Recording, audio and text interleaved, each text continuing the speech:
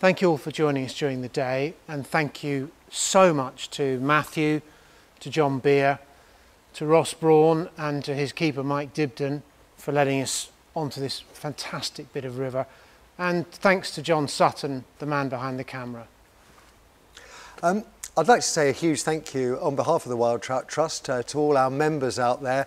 You'll already know a lot about the good things the organisation does, but I'd like to urge you to see if you can pass the good news message down the line, to cast a line out and maybe catch in a few of your fishy friends, persuade them to be members of the Wild Trout Trust. It stands to reason, Charles Rangeley Wilson mentioned the other day, there are far more people out there that like wild trout than are members of the Wild Trout Trust, and it really falls upon us to urge you to come and join us. It's a wonderful organisation. It doesn't just benefit our rivers and the wonderful flora and fauna that survive around them, but it's also got a wonderful social side. You can get stuck in and volunteer, get dirty, clean up our rivers along the way. It's a truly wonderful organisation. I can't recommend it joining enough. The address is wildtrout.org online, easily found. It's also got quite a big presence on social media, on Twitter and such like. On behalf of me, Matthew Wright, and the rest of the team here, hope you've enjoyed the afternoon. Let's do it then. Cheerio. Bye, bye. Socially distanced, 2 metres apart. I have a lovely observation. We were in the garden. This is in May, end of May, and there was something I'd never ever seen before. I found this little hole. Out of a bellicose foretime, thundering head-on collisions of cloud and rock in an upthrust crevasse and avalanche troll country, deadly to breathers. It whelms into our picture below the melt line, where tarns lie frore under frowning cirques, goat bell, windbreaker, fishing rod, miner's lamp country, already at ease with the mien and gestures that become its kindness. In streams, still anonymous, still jumpable, flows as it should through any declining country in probing spirals.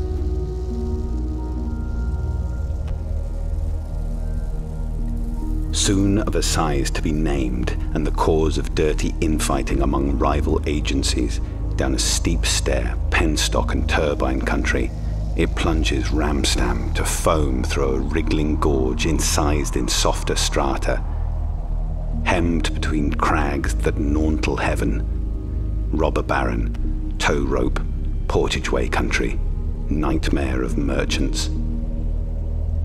Disemboguing from foothills, now in hushed meanders, now in riffling braids, it vaunts across a senile plain, well-entered, chateau and cider press country, its regal progress gallanted for a while by quibbling poplars, then by chimneys, led off to cool and launder retort, steam hammer, gasometer country, it changes colour. Polluted, bridged by girders, banked by concrete, now it bisects a polyglot metropolis. Ticker tape, taxi, brothel, footlights country, a la mode always.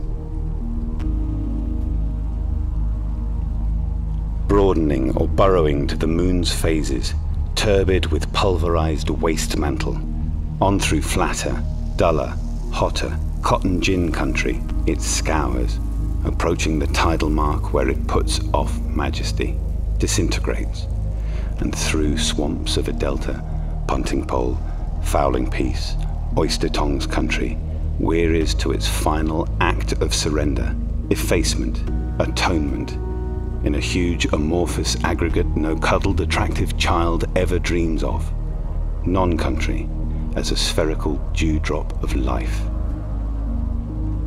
Unlovely monsters, our tales believe, can be translated to, even as water, the selfless mother of all especials.